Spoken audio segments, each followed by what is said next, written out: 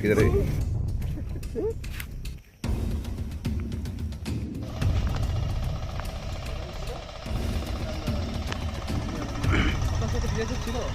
হ্যাঁ, আমাদের এখানে আমাদের পুলিশের অফিসার ছিল, বিএসএফ ছিল। বিএসএফ ছিল? হ্যাঁ, ওখানে ছিল। আপনার কি সীমান্তের কাঁটাতারের বেড়ার উপাস থেকে নিয়ে এসেছেন না কাঁটাতারের বেড়ার ভারতীয় স্থান থেকে নিয়ে এসেছেন? ভারতীয় সীমান্ত থেকে আমরা নিয়ে এসেছি। সাথে কি চিনি ছিল? হ্যাঁ, এখানে কিছু চিনি ছিল।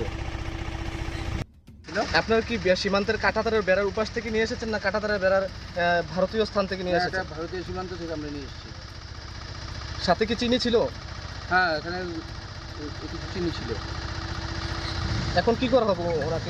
এটাকে ময়নাতদন্ত করা হবে, তারপর দেখা যাক আইন অনুযায়ী কী হয়। বিএসএফ হাসপাতালে কেন আসেনি সেটা তো আমি বলতে পারবো না, আমাদের অফিসাররা আছে, ওনারা বলতে পারবে। আমি তো আসলে ছিলাম না। আমি আপনার প্রথমে আমার বাড়ি থেকে আওয়াজ শুনছি যে একটা গুলির আওয়াজ হয়েছে। হওয়ার পরে সবাই বলাবলি করতো, সেই জায়গায় মিরপুরের নিবাসী একজন গুলি করে মারা ফেলছে বিএসএফ। উনি আসছিল, কী কারণে আসছিল বলতে পারবো না, এদিক দিয়ে আসছিল। তো পরে বিএসএফ গুলি করার পর উনি পড়ে গেছিলো। পড়ার পরে আধা ঘন্টা পরে আবার আরেকটা গুলি আওয়াজ শোনা গেছে। আমার মনে হয় যে প্রথম গুলিতে উনি মারা যায় নাই, পরে ওনারা নিয়ে যায়, ওনার থেকে সমস্ত তথ্য, ওনার বাড়ি কোথায় কী আসে বিষয় সব তথ্য নেওয়ার পরে গুলি দিয়ে ওনারা মানে মারছে। আমার মনে হইতেছে, আমি তো জানি না সঠিক কী হয়েছে।